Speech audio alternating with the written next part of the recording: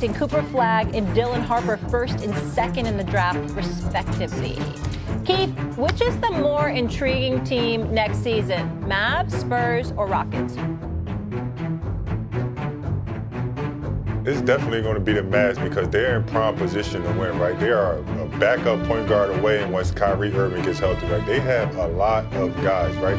You go down the line, that's why I'm saying adding a Cooper Flagg to this team, like I said, you have, still haven't been mentioned, Klay Thompson, you have a Caleb Martin, you have a Najee Marshall, P.J. Washington, Derek Lively, like their top 10 players all can be starters on other teams. So that's why they're most intriguing to me, because once Kyrie get back and these guys are molded and they know what they need to do to win, the sky's the limit for the Mavericks.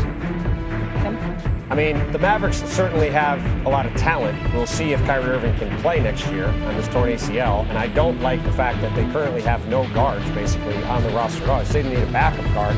I think they need multiple guys to handle the ball. I mean, Cooper Flagg might be serving as the team's point guard next year. So, to me, the answer to this question for next year is very simple. It's the Houston Rockets. I think they got a very good chance to be the second best team in the Western Conference. Kevin Durant couldn't be a better fit for what they need. He essentially replaces Jalen Green on their team. It's a dramatic upgrade there. They've got Amen Thompson, Tari Eason, Jabari Smith. They can all easily take on the minutes that Dylan Brooks played on the wing. And look, the Spurs, obviously, Victor Wembanyama, hopefully has no issues coming back from his deep vein thrombosis. They have a very interesting future with Dylan Harper, with him, with De'Aaron Fox, they just traded for back in February. But the Rockets next year have a chance to be a true championship contender. Too many questions in Dallas for that to be the case. Same thing with San Antonio. McMahon?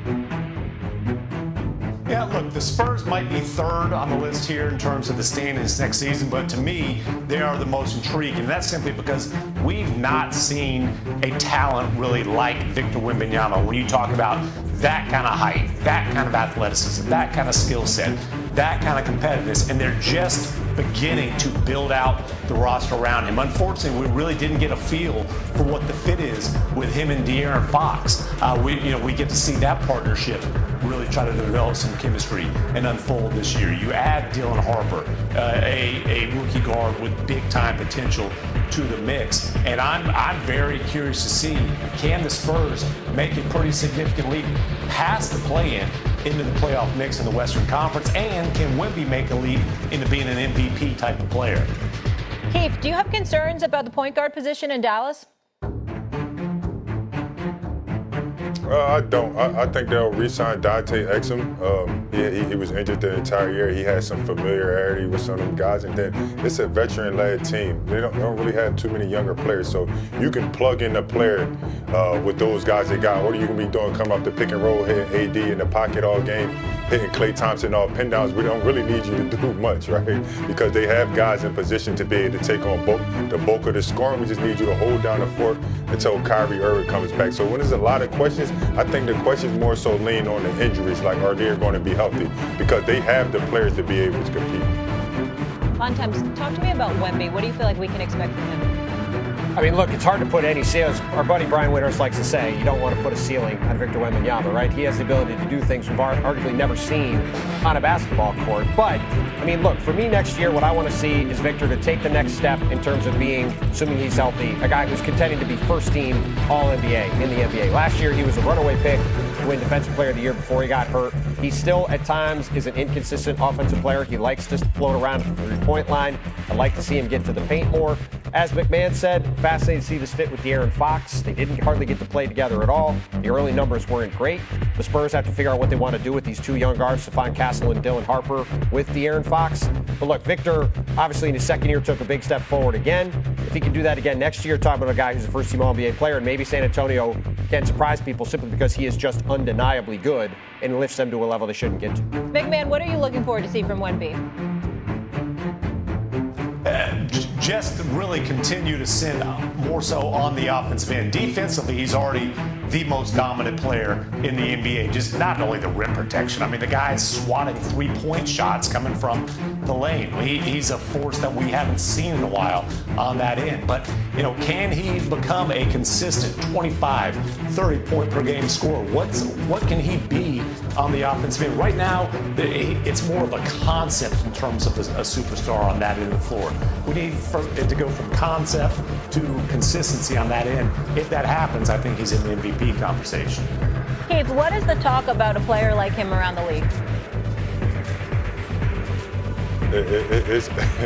It's funny because it'd be unbelievable just watching him. It's like, man, the guy that, so tall that can move the way he does and do multiple things on the court, right? The main thing about me for him is just being able to make it through a season. I want him to be healthy and to get that beat up, that get beat down and know what your body is going to do in the 82-game season, right? That's the most important thing to him because he has that slender build.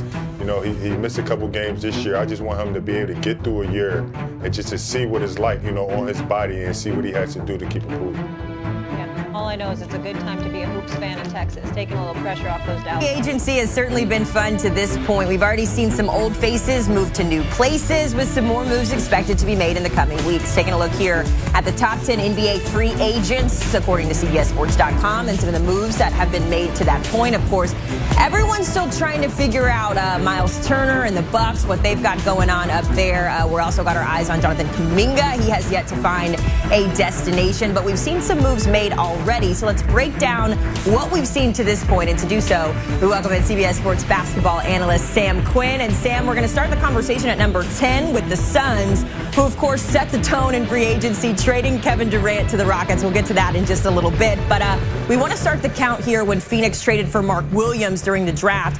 How did that move help set Phoenix up for success in 25, or did it? Yeah, I really like that move, right? You look at the price that the Lakers paid to get Mark Williams at the deadline. It was a king's ransom, right? An unprotected pick, unprotected swap, Dalton Connect. The Suns got him for like half of that price, maybe even less. It's a 29 pick and a deeply protected future pick.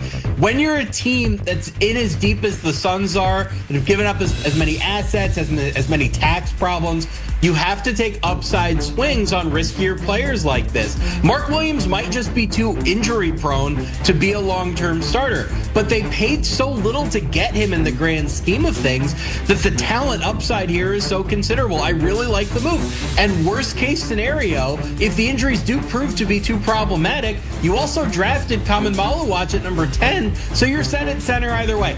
I just really like high upside, high risk swings like this. If it works, that's the sort of thing that can help dig Phoenix out of the hole that it's dug for itself. Yeah, looking at that starting five, it definitely is a little jarring because it looks so different than what it has in years past. But hey, the Suns were one of the worst teams in the NBA last year, just 36 and 46. So something clearly had to change. Let's go over to the West, Sam, where the Cavs are trying to hold on to that top spot in the conference. They did a swap with the Bulls to acquire Isaac Okoro. They sent Lonzo Ball on his way. What do you think? Who won this trade in your opinion? I love this trade for Cleveland. Look, another case of a health risk, right? Lonzo Ball has not played much over the last several years. When healthy, he brings a dimension to the Cavs that they just didn't really have, right? They didn't really have a really good guard defender, Okoro more of a wing. He had proven so unplayable in the playoffs because nobody guarded him from deep, right? Okoro would make his shots in the regular season and then disappear when the games counted. Lonzo Ball, a very good shooter in his own right. I also love the playmaking element that he's going to bring to Cleveland in transition.